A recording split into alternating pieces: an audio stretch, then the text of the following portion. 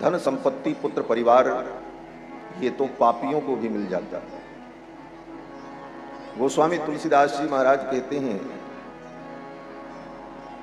कि सुत दारा अरु लक्ष्मी पापियों के भी हो, पुत्र पत्नी धन ये तो प्रारब्ध के अनुसार पापियों को भी प्राप्त हो जाता है, बल्कि उनको ज्यादा ही मिला रहता है। तो फिर भगवान की कृपा क्या है? गोस्वामी जी कहते हैं कि संत समागम हरि कथा तुलसी दुर्लभ दोय। इस संसार में दुर्लभ अगर कुछ है तो दो चीजें हैं, संतों का संग और भगवान की कथा। संत समागम हरि कथा तुलसी दुर्लभ दोय, सुतदारा अरु लक्ष्मी पापियों के भी होय। पुत्र पत्नी धन संपत्ति ये तो पापियों को भी प्राप्त हो जाता है। तो भगवान की जब कृपा होती है तब संत समागम और भगवान की कथा प्राप्त होती है। यही भगवान की विशेष कृपा है। जिस जीव पर भगवान विशेष कृपा करते हैं उसे सत्संग प्रदान करते हैं और सत्संग में आकर संत महापुरुषों के द्वारा भगवान की मंगलमयी कथा को सुनकर, भगवान के स्वरूप को जानकर, भगवान के स्वभाव प्रभाव को जानकर वह जीव भगवत परायण होता है और तब उसे परम कल्याण की प्राप्ति होती है। गोस्वामी तुलसीदास जी महाराज कहते हैं कि जब भगवान द्रवीभूत होते हैं, करुणा करते हैं, तो जीव को सत्संग का सौभाग्य प्राप्त होता है। जब द्रवहि दीन दयालु राघव साधु संगति पाई, जेहि दरस परस समागमादिक पाप राशि नशाई। जब भगवान करुणा करते हैं, द्रवीभूत होते हैं, तो जीव को सत्संग का सौभाग्य प्राप्त होता है और सत्संग में आकर भगवान के स्वरूप को, स्वभाव प्रभाव को जानकर जीव भगवान के अनुगत होता है। रामायण में वर्णन है कि भगवान शंकर जब राम जी के दरबार में आए तो भगवान शंकर ने सोचा राम जी से कुछ मांग लें। संपूर्ण रामचरित्र में कई बार भगवान शंकर राम जी के सम्मुख आए। राम जी जब बाल लीला कर रहे थे तब भी भगवान शंकर आए और एक बार नहीं कई बार आए। कभी जोगी बनकर, कभी ज्योतिषी बनकर, कभी सन्यासी बनकर आकर के अयोध्या में रघुनाथ जी की बाल लीला देखते और भगवान का दर्शन करके आनंदित होते। स्वयं भगवान शंकर ने पार्वती से कहा भी कि औरहूं एक कहूं निज चोरी, सुनु गिरजा अति दृढ़मति तोरी। काग भुसुंड संग हम दोऊ, मनुज रूप जानहि नहीं को। भगवान शंकर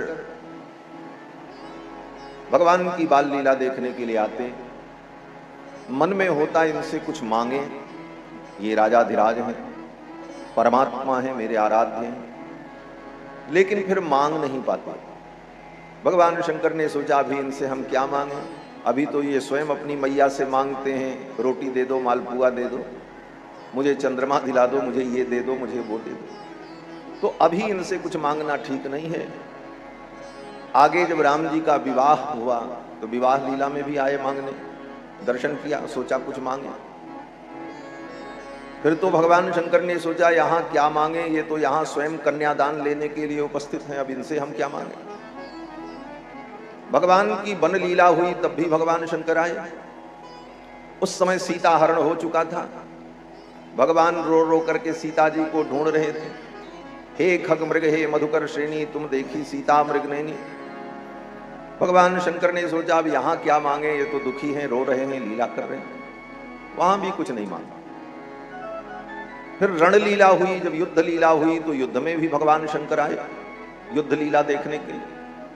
भगवान शंकर ने सोचा यहाँ तो मांगने का कोई अवसर ही नहीं है, क्योंकि यहाँ तो प्राण के लेने देने पड़े हैं, दोनों तरफ से बाण चल रहे हैं, अस्त्र शस्त्र चल रहे हैं, ऐसे अवसर पर मांगने का कोई औचित्य नहीं है।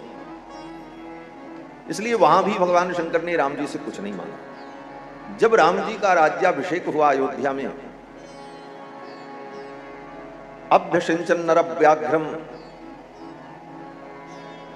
सभी ब्राह्मणों ने, ऋषियों ने भगवान श्री रघुनंदन का जब राज्याभिषेक किया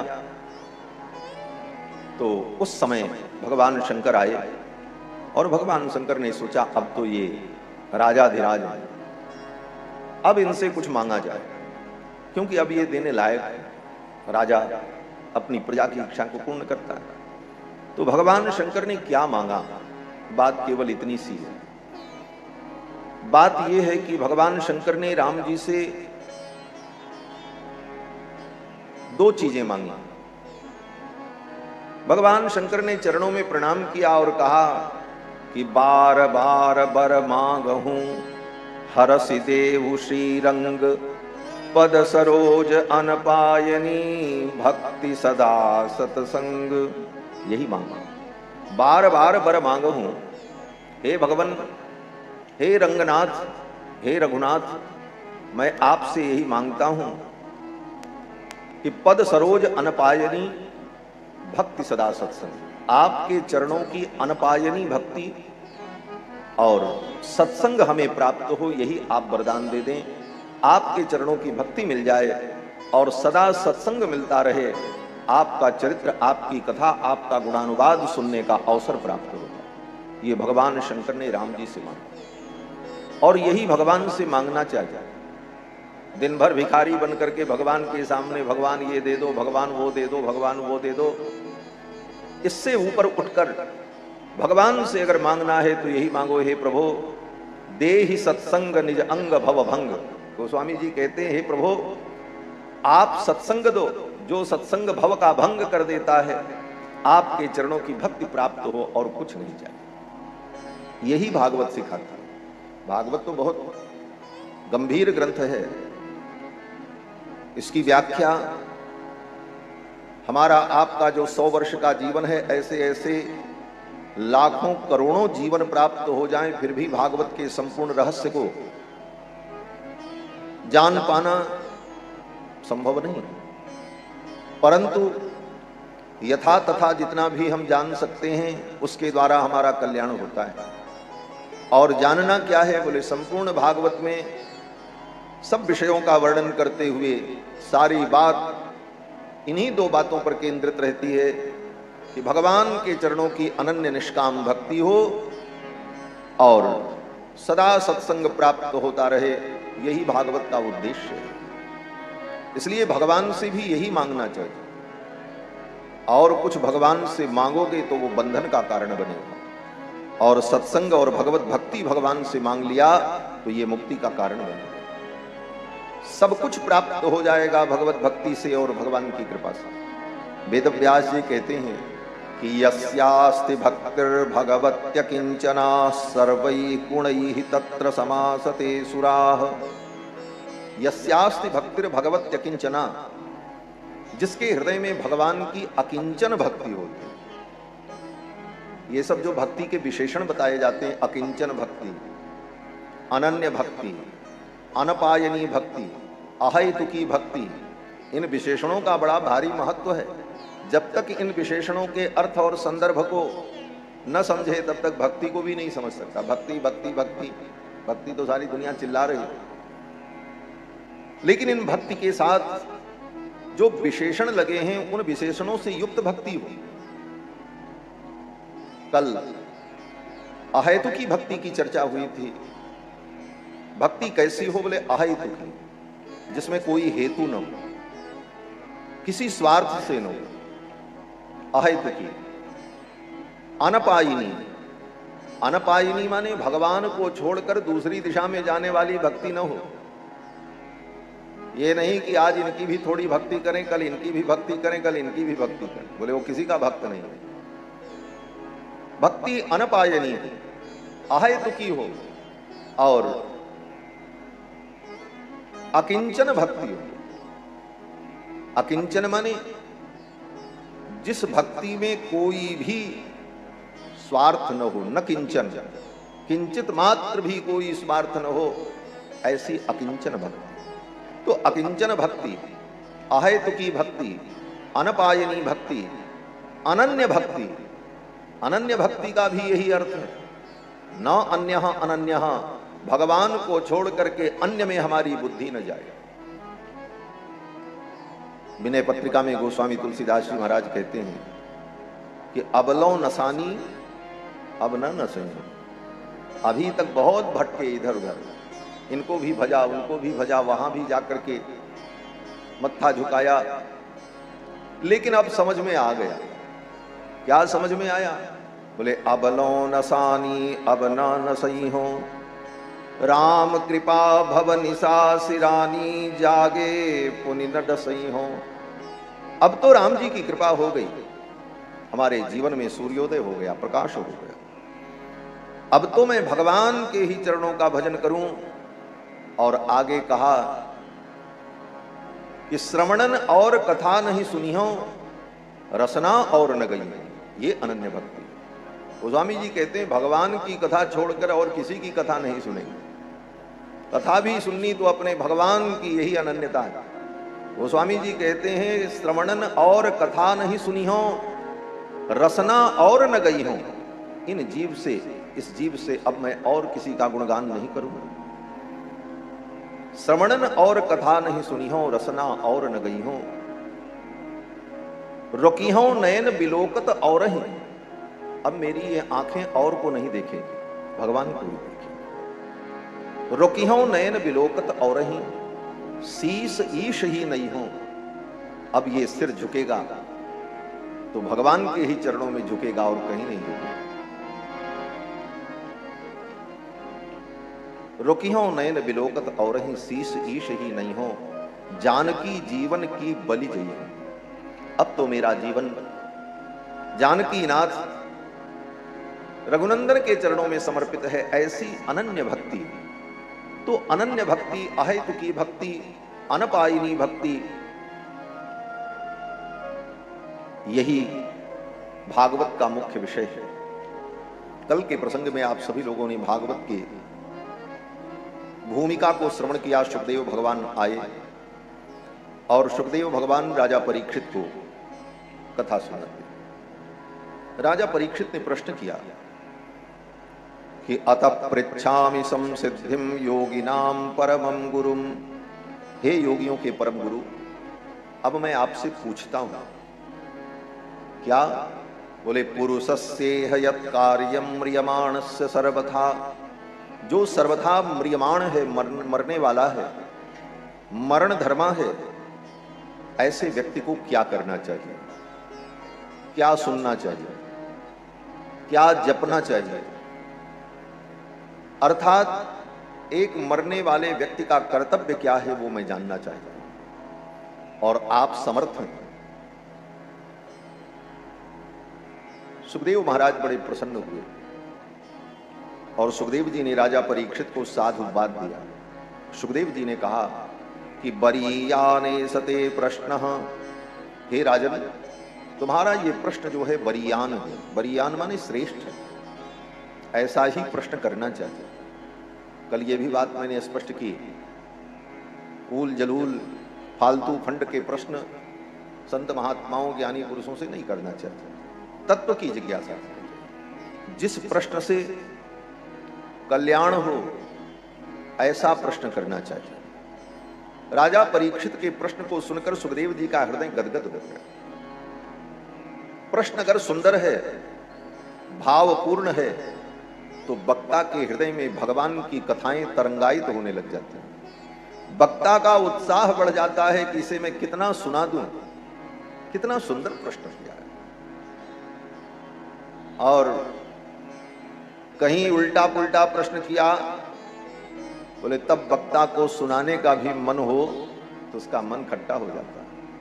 इसलिए प्रश्न ऐसा हो जिस प्रश्न के उत्तर में भगवान के चरित्र का विस्तार हो। श्री सुखदेव महाराज कथा सुनाने लगे। सर्वप्रथम सुखदेव जी ने राजा परीक्षित को भगवान के विराट रूप का वर्णन करके सुनाया। ये संपूर्ण सृष्टि ही भगवान का रूप है। और जो कुछ आप देख रहे हैं सब भगवान का ही स्वरूप है। वेदों में भगवान के जो विराट रूप का वर्णन है उसी का विस्तार श्री सुखदेव जी महाराज ने भागवत में किया। वेदों में पुरुष सूक्त के माध्यम से भगवान के विराट रूप का वर्णन किया। ततो विराट अजायत विराजो अधिपुरुष। वो विराट पुरुष से ही ये सब कुछ प्रकट हुआ, सब उसी के अंदर विद्यमान है। चंद्रमा उसका मन है, सूर्य उसका नेत्र है। उस विराट पुरुष का जो मुख है वही अग्नि है। ये चारों वर्ण उस विराट पुरुष के एक एक अंग में प्रतिष्ठित हैं। ब्राह्मणोस्य मुखमासीत बाहु राजन्यकृतः ऊरु तदस्य जद्वैश्यः पदभ्याम शूद्रो अजायत। इस प्रकार से ये संपूर्ण सृष्टि चर अचर जड़ चेतन सब कुछ भगवान के अंदर ही विद्यमान है, भगवान ही सृष्टि के रूप में।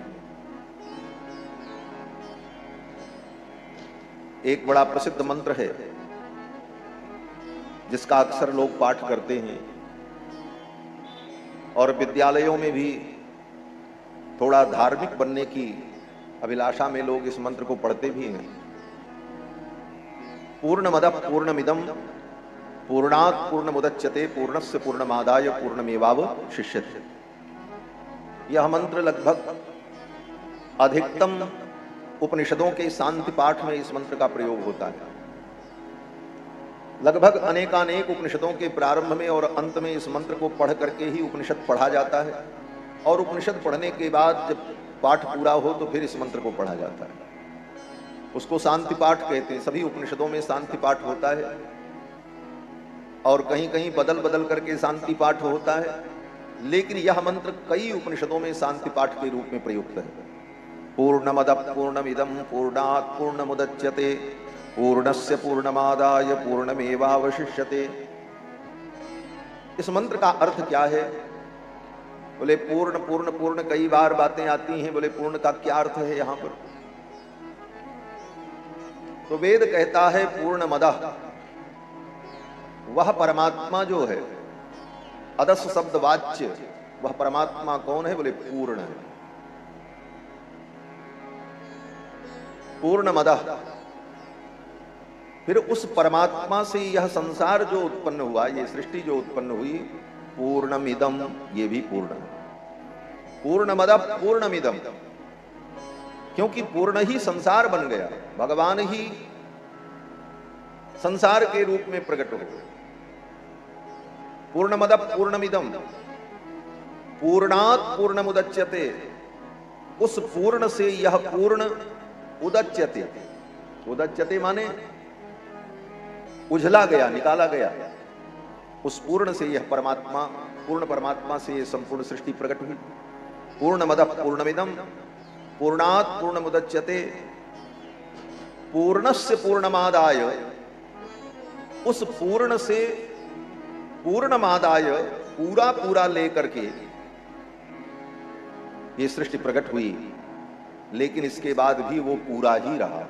पूर्णमेवावशिष्यते। यह कितना गंभीर विषय है कि पूर्ण में से पूर्ण निकाल लो फिर भी वो पूर्ण रहे। यह विशेषता तो परमात्मा की ही हो सकती। इसीलिए वेदों ने कहा पूर्णमदः पूर्णमिदं पूर्णात् पूर्णमुदच्यते पूर्णस्य पूर्णमादाय पूर्णमेवावशिष्यते। तो भगवान पूर्ण है और यह भगवान से उत्पन्न सृष्टि भी परिपूर्ण है, क्योंकि उन्हीं का ही रूप है। तो ये विराट भगवान का रूप है। सर्वत्र विराट रूप को देखते हुए सर्वत्र भगवान का चिंतन करना। सी राम में सब जग जानी करहु प्रणाम जोरी जुग पानी, इस भाव की पुष्टि सुखदेव जी ने की और राजा परीक्षित को सुनाया।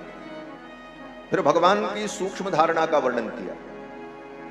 सूक्ष्म धारणा माने अंतर्यामी रूप से भगवान सबके हृदय में विराजमान है, कण कण में विराजमान है। जड़ चेतन समस्त वस्तुओं में परमात्मा अंतर्यामी रूप से विद्यमान है। और कब से? बोले जब से वस्तुएं बनी।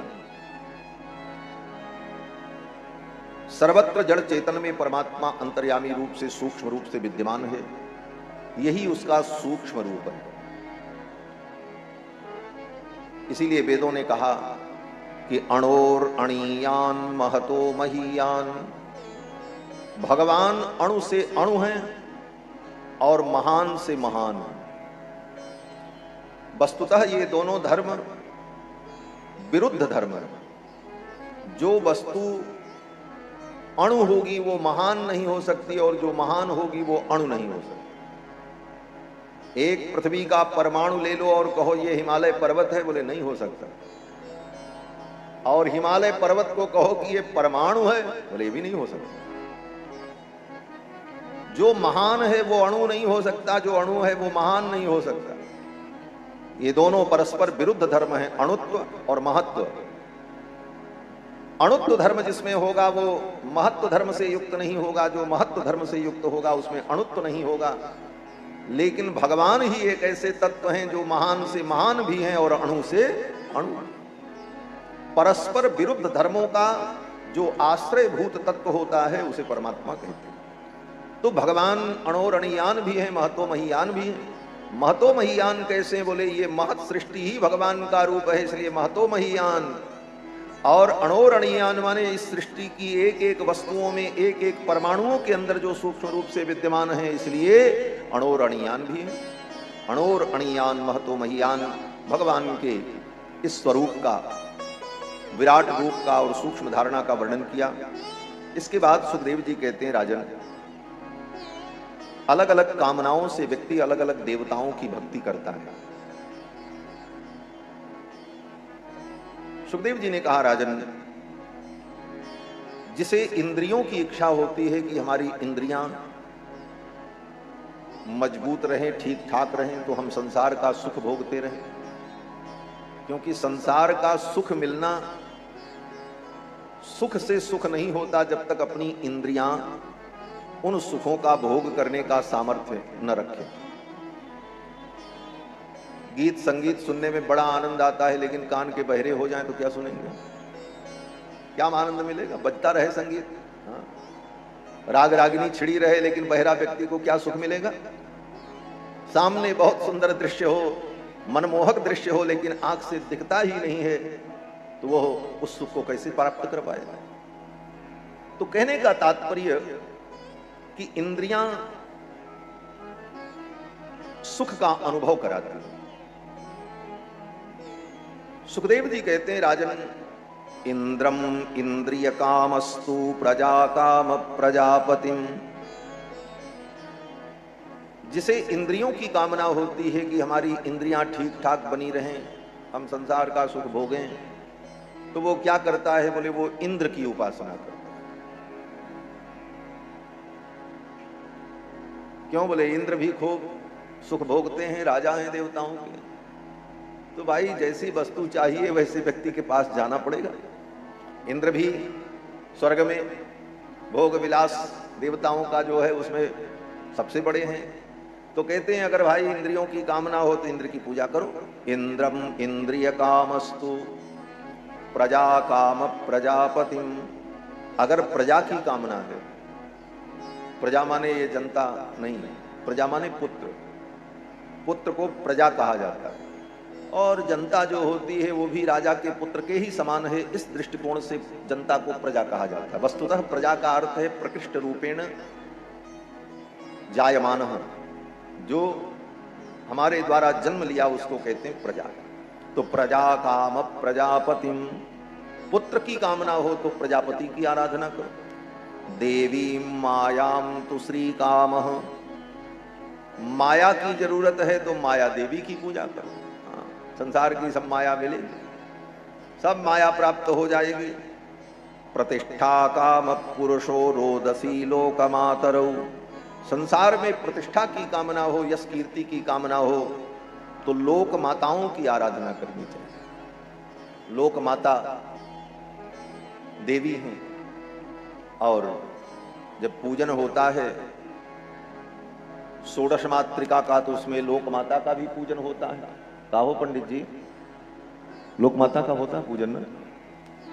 गौरी पद्मा सची मेधा सावित्री विजया जया, उन देवियों में लोकमाता की उपासना होती है। मातरौ लोकमातरः धृतिः पुष्टिः तथा तुष्टि आत्मनः कुल देवता। तो अगर प्रतिष्ठा की कामना हो तो लोकमाता की आराधना करें। रूपाप कामो गंधर्वान, अगर सुंदरता की कामना है कि हम बड़े सुंदर बन जाएं तो गंधर्वों की पूजा करो। हा हा हु, ये सब गंधर्व जो हैं, विश्वावसु, ये सब गंधर्व जो हैं, इन गंधर्वों की पूजा करो।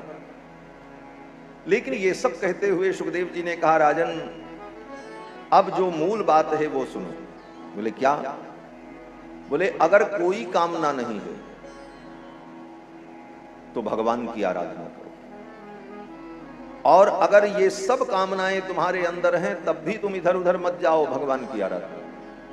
अकाम सर्व कामो वा, चाहे अकाम हो चाहे सर्व काम हो, पुत्र भी चाहिए, सुंदरता भी चाहिए, इंद्रियां भी चाहिए, धन भी चाहिए, बोले तो इधर उधर मत भटको, भगवान की शरण में आओ, भगवान तुम्हारी सब कामना पूर्ण करें। तुलसी सो सब भांति परम सुख, जो चाहसी मन मेरो, तो भज राम काम सब पूर्ण करहि कृपा निधि तेरो। गोस्वामी जी कहते हैं भगवान की शरण में आओगे तो तुम्हारी सब कामनाएं पूरी हो जाएंगी। अकाम सर्व कामो वा, चाहे तुम अकाम हो चाहे सर्व काम हो, चाहे मोक्ष काम हो, चाहे मोक्ष की कामना हो। मोक्ष काम उदारधीहि तीव्रेण भक्ति योगेन यजेत पुरुषम परम। तीव्र भक्ति योग के द्वारा, फिर यहां एक विशेषण लग गया भक्ति के साथ, तीव्र भक्ति योग। तीव्र भक्ति योग का मतलब क्या है? बोले भगवान की भक्ति जो हो वो ढीली ढाली न हो, बड़ी मजबूत हो, और उस भक्ति में गति हो, निरंतरता हो, निरंतर ये होना चाहिए, इसका नाम है तीव्र भक्ति। सुखदेव जी कहते हैं तीव्रेण भक्ति योगेन यजेत पुरुषम परम, तीव्र भक्ति योग के द्वारा परम पुरुष भगवान की आराधना करनी चाहिए। आगे श्री सुखदेव जी महाराज कहते हैं, अब मैं तुम्हें कथा सुनाता हूं। एक बार श्री देवर्षि नारद घूमते घूमते ब्रह्मलोक पहुंचे। ब्रह्मलोक में जब पहुंचे तो ब्रह्मा जी को देखा। ब्रह्मा जी ध्यान लगा करके बैठे थे समाधि में। नारद जी को बड़ा आश्चर्य हुआ। नारद जी ने ब्रह्मा जी से पूछा, पितामह सबसे बड़े तो आप हैं, सारी सृष्टि आपने बनाई, ये सब देवी देवता आपसे उत्पन्न हुए, आप सबके पिता नहीं पितामह हैं। ब्रह्मा जी को सबका पितामह कहा जाता, पितामह माने ब्रह्मा। बोले पिता ही नहीं, आप सबके पितामह हैं, आपसे बड़ा तो कोई नहीं दिखाई पड़ता, फिर आप ये किसका ध्यान करते हैं, किसका भजन करते हैं? ब्रह्मा जी मुस्कुराने लगे। ब्रह्मा जी ने कहा, नारद मैं उनका भजन करता हूं जिन्होंने मुझे भी उत्पन्न किया है। संपूर्ण सृष्टि के जो स्वामी हैं उन भगवान हरि का भजन करता हूं, और उनकी माया इतनी विलक्षण है कि उनकी माया के कारण संसार के अज्ञानी प्राणी मुझको ही सारे जगत का स्वामी मान लेते हैं भ्रमवशात। ब्रह्मा जी कहते हैं, यन मायया दुर्जयया माम ब्रुवंति जगत गुरुम। भगवान हरि की माया से मोहित प्राणी मुझे ही सारे जगत का स्वामी समझ लेते हैं। ये कौन कह रहा? बोले ब्रह्मा जी कहते हैं। ब्रह्मा जी तो बहुत बड़ी चीज हैं, भगवान के साक्षात पुत्र हैं और भगवान की विभूति हैं, लेकिन भगवान की माया कितनी कठिन है कि भगवान की माया के कारण अज्ञानी व्यक्ति किसको किसको भगवान और देवता मान करके पूजा करने में लग जाता है और उसका पूरा जीवन संशय में ही बीत जाता है, तत्व का निर्णय समझ नहीं पाता। ब्रह्मा जी कहते हैं, अगर मुझे कोई ईश्वर मान रहा है तो भगवान की माया से मोहित है, क्योंकि मैं ईश्वर नहीं। ब्रह्मा जी ने ये बात सिद्ध कर दी। ब्रह्मा जी कहते हैं, यन्मायया दुर्जयया माम ब्रुवंति जगत गुरुम। भगवान की माया से जो मोहित हैं वे व्यक्ति मुझको जगत का स्वामी और ईश्वर समझ लेते हैं, वस्तुतः मैं हूं नहीं। जब ब्रह्मा जी ने ये बात कह दी तो बाकी जो है वो सब तो ब्रह्मा जी के बाद पैदा हुए। इसका मतलब, बोले इसका मतलब वो कोई ईश्वर नहीं, ईश्वर तो एकमात्र भगवान हरि।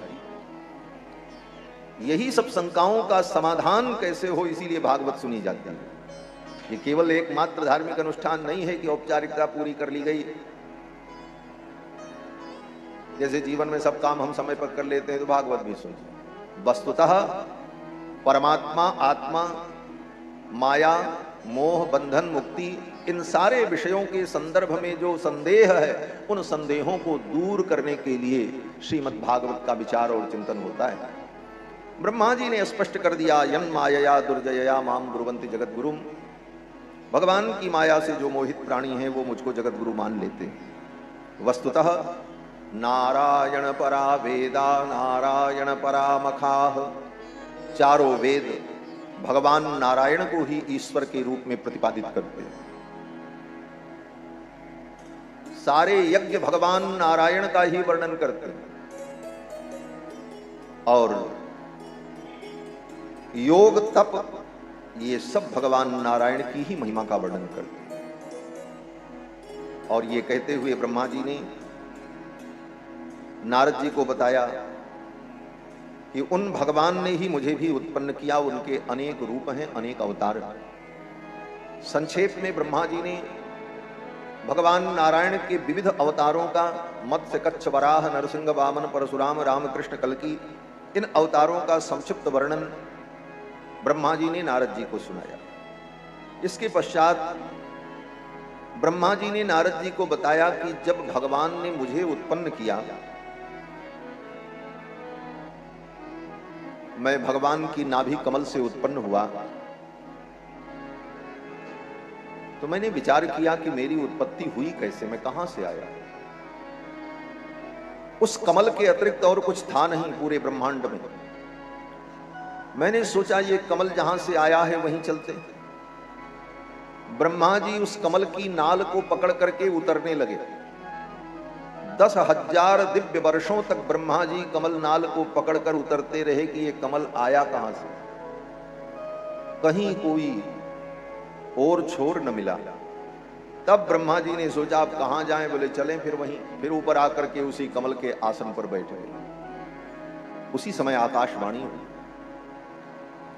आकाशवाणी में 2 अक्षर ब्रह्मा जी को सुनाई पड़ा। कौन कौन अक्षर? बोले त और प। स्पर्शेषु यत् षोडशमेकविंशम्, स्पर्श वर्णों में 16वां और 21वां, ये जो वर्णमाला हम लोग पढ़ते हैं, छोटा बड़ा, छोटी बड़ी, का खा गा घा ना, इन वर्णों में का से लेकर म तक 25 वर्ण जो है, कवर्ग, चवर्ग, टवर्ग, तवर्ग और पवर्ग, ये 25 वर्ण जो हैं इनको स्पर्श वर्ण कहा जाता है। कादयो मावसाना स्पर्शा, का से लेकर म तक जो वर्ण हैं वो स्पर्श वर्ण कहलाते हैं। इन स्पर्श वर्णों में 16वां और 21वां वर्ण ब्रह्मा जी को सुनाई पड़ा आकाश में। शब्द आकाश में ही रहता है। शब्द आकाश का गुण है, इसीलिए शब्द आकाश में रहता है। इसीलिए आज भी रेडियो स्टेशन का नाम आकाशवाणी कहा जाता है। क्यों आकाशवाणी कहा जाता है? इसीलिए कहा जाता है कि वाणी सदा आकाश में ही रहती है, शब्द सदा आकाश में ही रहता है। शब्द गुणकम आकाशम। आकाश में 2 वर्ण सुनाई पड़े, त और प। स्पर्शेषु यत् षोडशमेकविंशम्, 16वां और 21वां वर्ण सुनाई पड़ा। त प दोनों मिलकर के एक शब्द बन गया तप, और 2 बार सुनाई पड़ा तप तप। उपाश्रणोद्विर्गदितम बचो विभु। 2 बार ये शब्द सुनाई पड़ा, तप तप। ब्रह्मा जी समझ गए ईश्वर की, परमात्मा की ये आज्ञा है, तप तप। एक तप का अर्थ हुआ तपस्या और दूसरे तप शब्द का अर्थ हुआ करो, तप करो, तप तप। ब्रह्मा जी समझ गए और ब्रह्मा जी अपने उसी कमलासन पर बैठे बैठे दिव्य सहस्राब्दमभोग दर्शनों जिरालिनात्मा विजितो भयेन्द्रिया। 10,000 वर्ष तक ब्रह्मा जी ने उसी कमलासन पर बैठकर भगवान का ध्यान किया। भगवान प्रसन्न हो गए, भगवान प्रकट हो गए। भगवान नारायण ने प्रकट होकर ब्रह्मा जी से कहा, तपो में हृदयम साक्षात आत्मा हम तपसो परः। हे ब्रह्मा, तपस्या ही मेरी आत्मा है और तपस्या ही मेरा हृदय है। तुमने तप किया है। फिर तो भगवान ने ब्रह्मा जी को चारों वेदों का ज्ञान प्रदान किया और संक्षेप में 4 श्लोकों में भगवान ने ब्रह्मा को भागवत का उपदेश किया, जिसका नाम है चतुश्लोकी भागवत। 4 श्लोकों में ही भागवत का ज्ञान भगवान ने ब्रह्मा को दे दिया। उन्हीं 4 श्लोकों का विस्तार वेद व्यास जी ने 18,000 श्लोकों में पुराण के रूप में किया है। 4 श्लोकों में भगवान ने ब्रह्मा को भागवत का उपदेश कर दिया और फिर भगवान अंतर्धान हो गए। भगवान ने कहा सृष्टि करो। फिर ब्रह्मा जी ने सृष्टि का विस्तार किया है। ये सब कथा सुखदेव जी राजा परीक्षित को सुनाते हैं और कहते हैं, देखो आगे जिस तत्व का वर्णन करके श्री मैत्रेय जी ने विदुर जी को सुनाया है वो मैं तुमको सुना रहा हूं।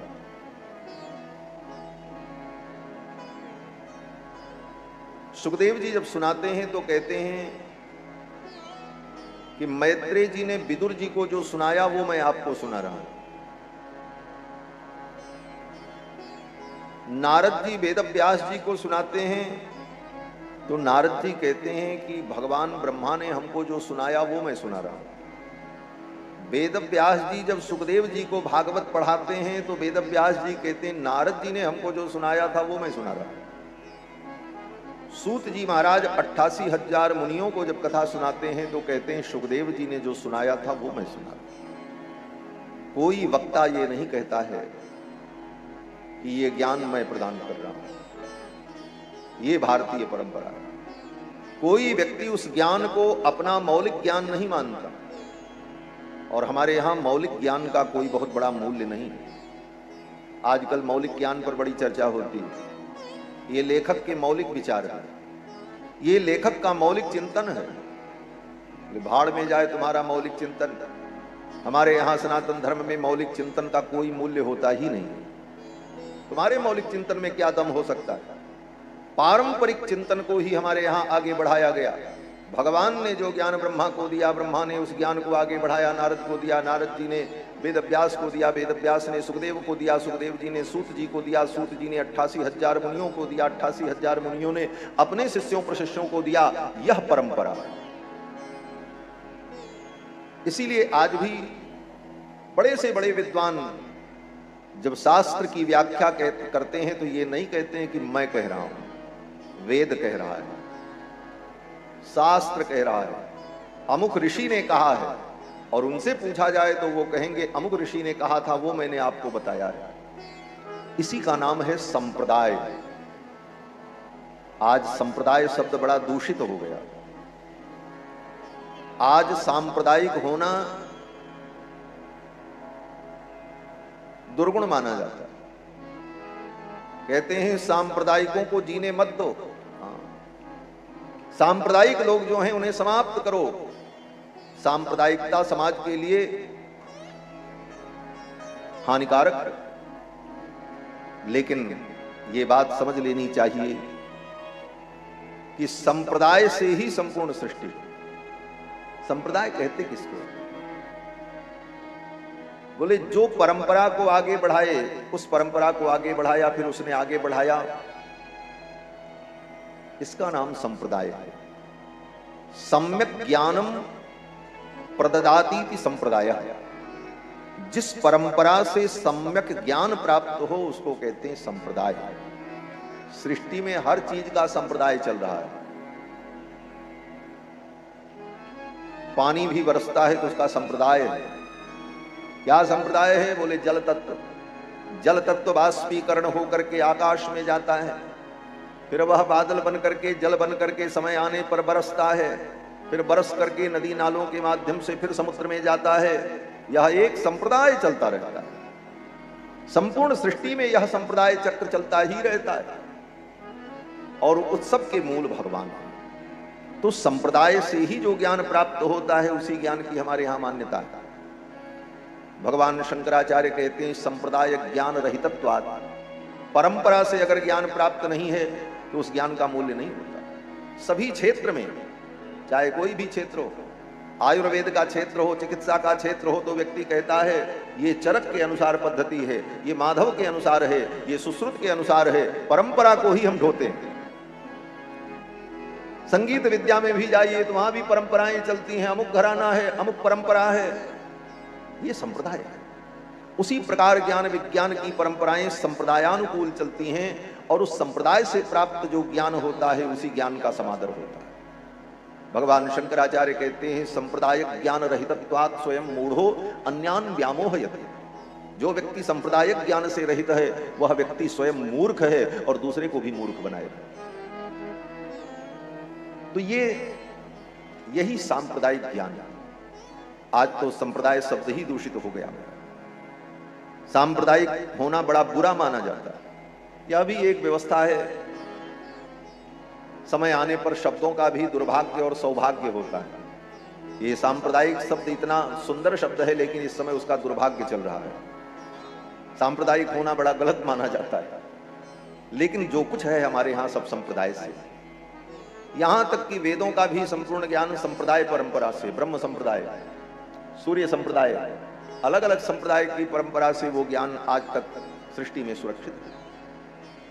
तो भागवत में जितने वक्ता हैं उस संप्रदाय का स्मरण करते हैं। सुखदेव जी कहते हैं कि मैत्रेय जी ने विदुर जी को जो सुनाया वो मैं सुना रहा हूं। विदुर जी को मैत्रेय जी ने क्या सुनाया? कहते महाभारत युद्ध हो जब प्रारंभ होने वाला था तो विदुर जी का दुर्योधन ने बड़ा अपमान किया। विदुर जी ने धृतराष्ट्र से कहा भैया राजा आप हैं और आपको उचित निर्णय लेना चाहिए। दुर्योधन की गलत बातों को आप स्वीकार कर लेते हैं, ये ठीक नहीं है। इससे अनिष्ट होगा, कुल का विनाश होगा। दुर्योधन वहीं पास में खड़ा था। दुर्योधन ने विदुर जी को बड़े अपशब्द कहे, कटु वचन कहे। ये दासी पुत्र, मेरी रोटियों पर पलने वाला, मुझे ज्ञान बता रहा है। निकल जाओ इस दरबार से, चले जाओ। अपमान करके दुर्योधन ने विदुर जी को सभा से निकाल दिया। विदुर जी आए। विदुर जी ने सोचा अब यहां रहना ठीक है, युद्ध होगा ये तय हो गया और किसी के पक्ष में खड़ा होना, कौरव के पक्ष में खड़े हों तो कौरव के पक्ष में अधर्म है, पांडव के पक्ष में धर्म है। लेकिन महाराज धृतराष्ट्र को और पितामह को कष्ट होगा कि राजसत्ता के विरुद्ध, सिंहासन के विरुद्ध विदुर जी लड़ने के लिए तैयार हो गए। तो विदुर जी ने अपना धनुष बाण धृतराष्ट्र के द्वार पर रख दिया और अपना घर छोड़कर तीर्थ यात्रा करने के लिए चल पड़े। छत्रावनम प्रविष्टेन त्यक्त्वा स्वगृह मृद्धिमत्।